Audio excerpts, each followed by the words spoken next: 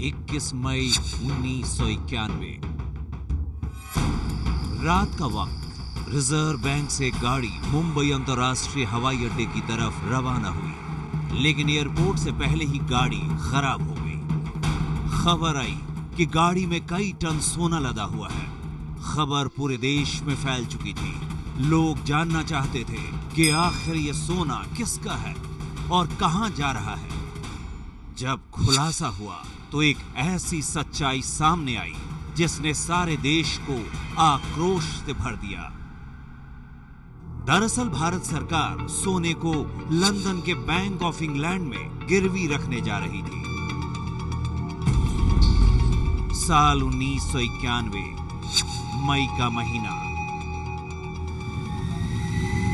इसी महीने के आखिरी 10 दिनों में भारत सरकार के विशेष विमानों ने लंदन और स्विट्जरलैंड के दर्जन भर से ज्यादा चक्कर लगाए। विमानों से 67 टन से भी ज्यादा सोना गिरवी रखना पड़ा। ऐसा इसलिए करना पड़ा क्योंकि सरकार के पास विदेशों से आयात करने के लिए मुश्किल से 10 दिनों का भी पैसा नहीं था। देश दिवालिया होने के कगार पर था। जिस तरह बॉलीवुड की फिल्मों में सोने का कंगन देकर फिल्म की हीरोइन घर की इज्जत रखती है, उसी तरह सोना गिरवी रखकर देश की लाज बचाई गई। गिरवी के एवज में भारत को 60 करोड़ डॉलर यानी आज के हिसाब से 3000 करोड़ रुपए का कर्ज मिला।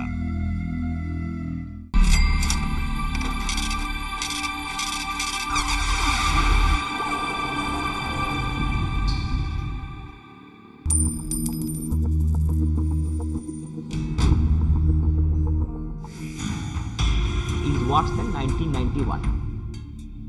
91 में ये क्राइसिस हुई थी। बहुत बड़ी संकट में है इकोनॉमी। 1991 के जैसे है? Yes. I don't think we are anywhere near the 1991 situation.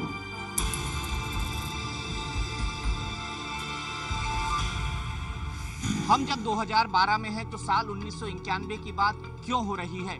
क्यों ये कहा जा रहा है कि हम 1991 की राह में आगे बढ़ते जा रहे हैं? क्यों ये सवाल खड़ा होता जा रहा है कि देश के हालात 1991 की तरह हो रहे हैं? क्यों 1991 यानी 21 साल पहले के इतिहास को कुरेदा जा रहा है? क्या इसके पीछे कोई कारण है? पिछली मर्तबा 1991 में हमने ऐसी मुश्किल का सामना किया था, उससे कोई भी हमें छोटे से छोटा कर्ज देने के लिए तैयार नहीं था।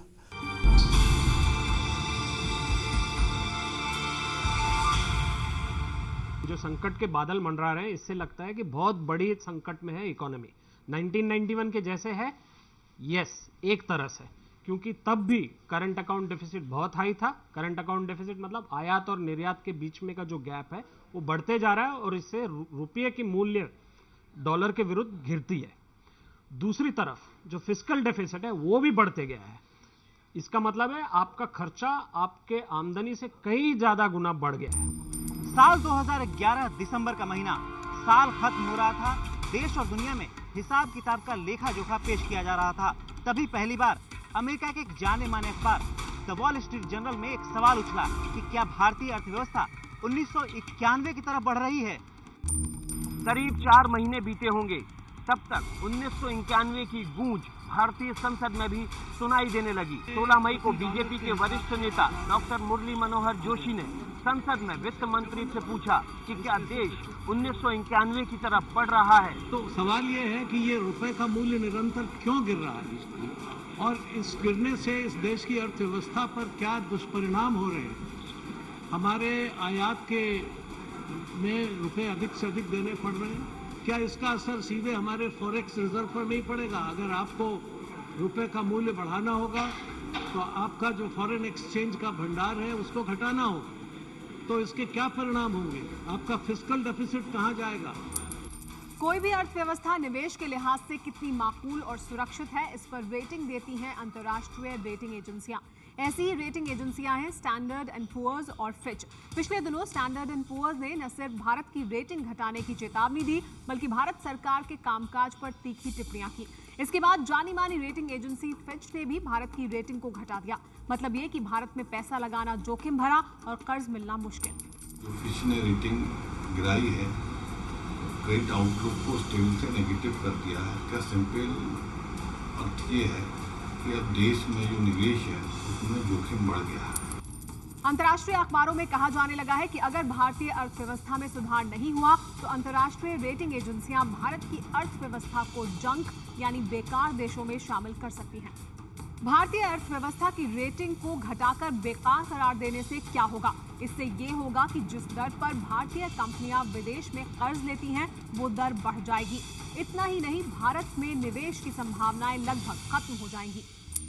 1991 का भूत क्यों 2012 में सता रहा है? क्यों अर्थव्यवस्था के जानकार इसके बारे में सोचकर खौफजदा हो जाते हैं? ये सब जानने के लिए 21 साल पहले चलना पड़ेगा।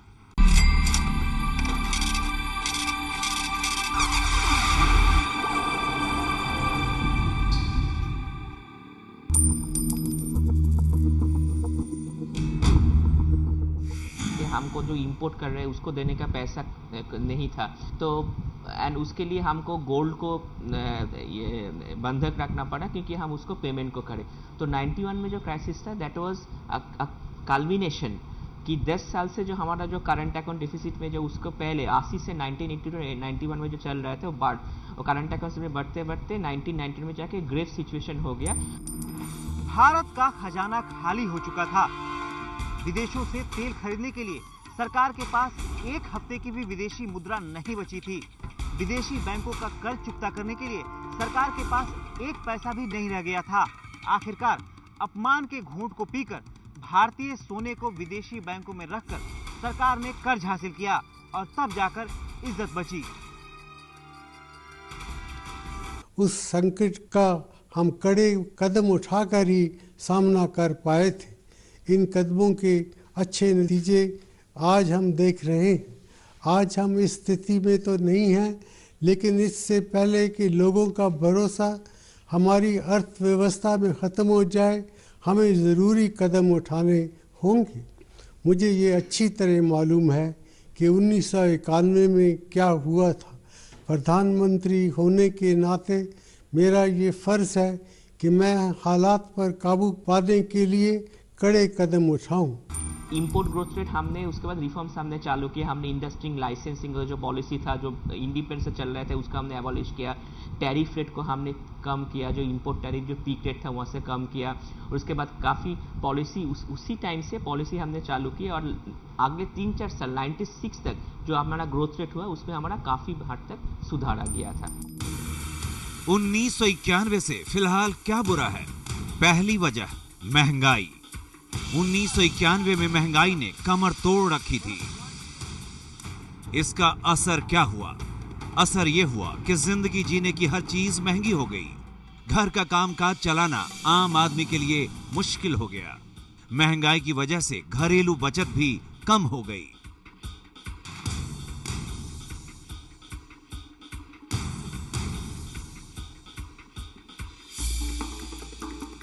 मार्च 1991 में महंगाई दर करीब 12% थी।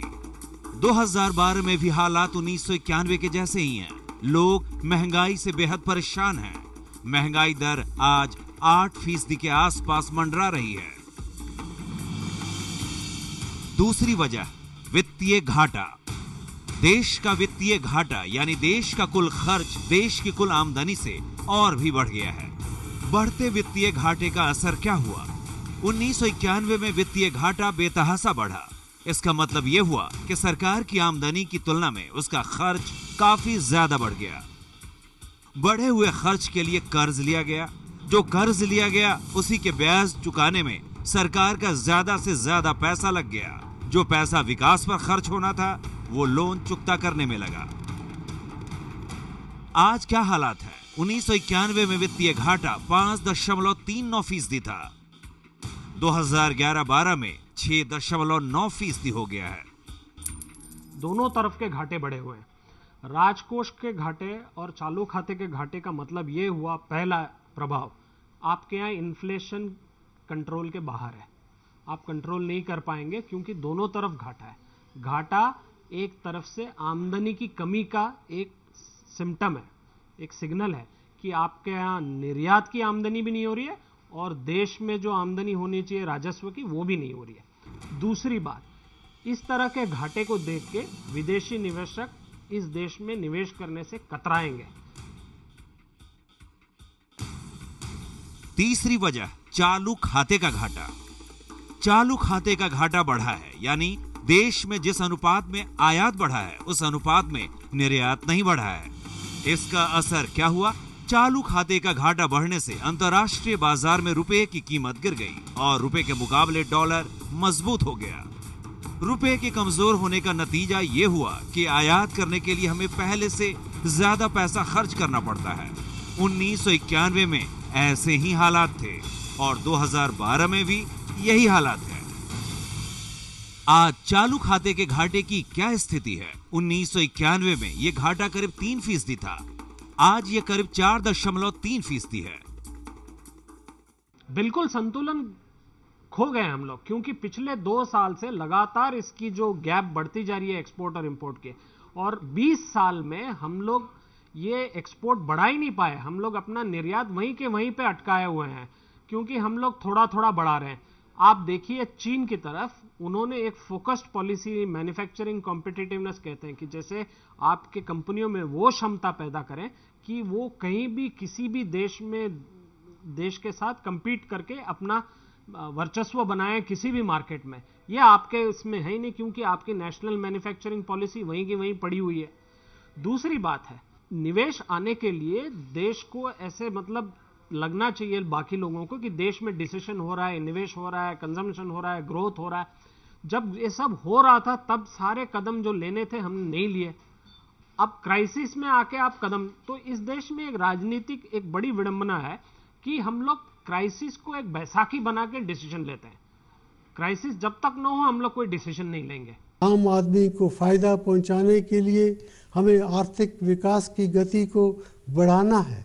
हमें भारी वित्तीय घाटों से भी बचना होगा ताकि भारत की अर्थव्यवस्था के प्रति विश्वास मजबूत हो।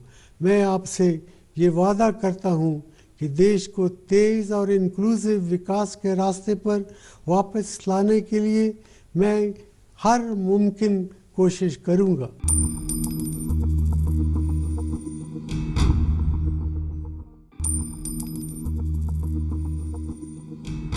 1991 में देश की अर्थव्यवस्था इसी तरह एक गड्ढे की तरह थी, कहा जाए तो गलत नहीं होगा।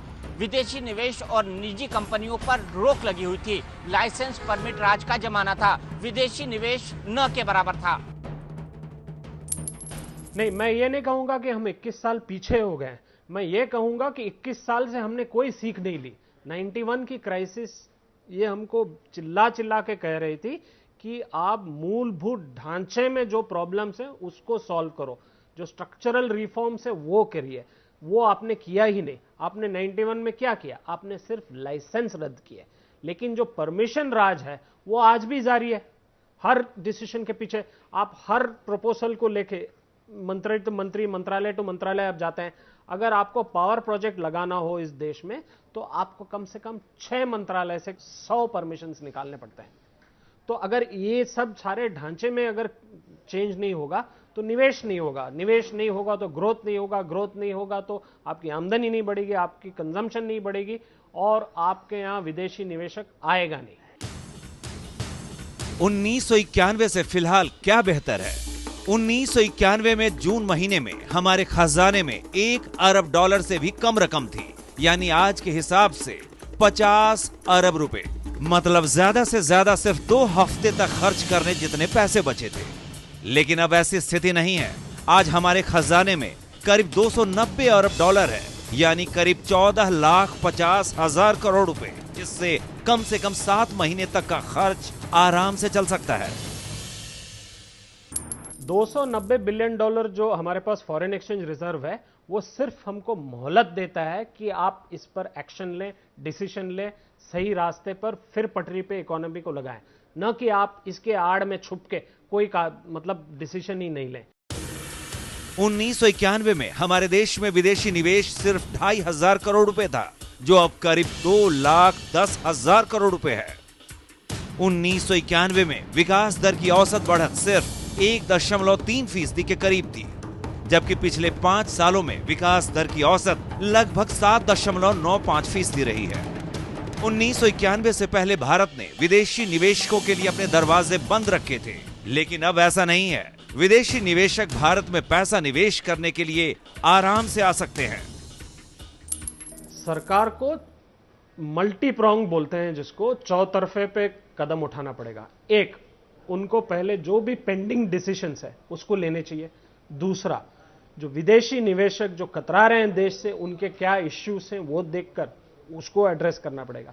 तीसरा, आपकी निर्यात कैपेबिलिटी क्यों इतनी खस्ता हो गई है उसको देखना पड़ेगा। चौथी बात, देश में जब तक देश के पूंजीपति और सरकार निवेश करके उत्पादन नहीं बढ़ाएं, तब तक आपके यहाँ एम्प्लॉयमेंट नहीं होगा। आपके यहाँ एम्प्लॉयमेंट नहीं होगा तो आपके यहाँ कंजम्पशन नहीं होगा, आपके यहाँ कंजम्पशन नहीं होगा तो जीडीपी ग्रोथ नहीं होगी। देश के हालात अगर 1991 जैसे नहीं है तो ऐसे भी स्थिति नहीं है कि अर्थव्यवस्था को उसके हालात पर छोड़ दिया जाए। विदेशी निवेश की स्थिति इस समय काफी खराब है। देश में डॉलर आ नहीं रहा, रुपए पर दबाव बढ़ रहा, विदेशी निवेश के लिए अनुकूल माहौल नहीं है। यूपीए सरकार में शामिल पार्टियां खुद ही आर्थिक सुधार की राह में रोड़ा बनी हुई हैं। इस समाधान से निपटने के लिए चाहिए मजबूत राजनीतिक इच्छा शक्ति।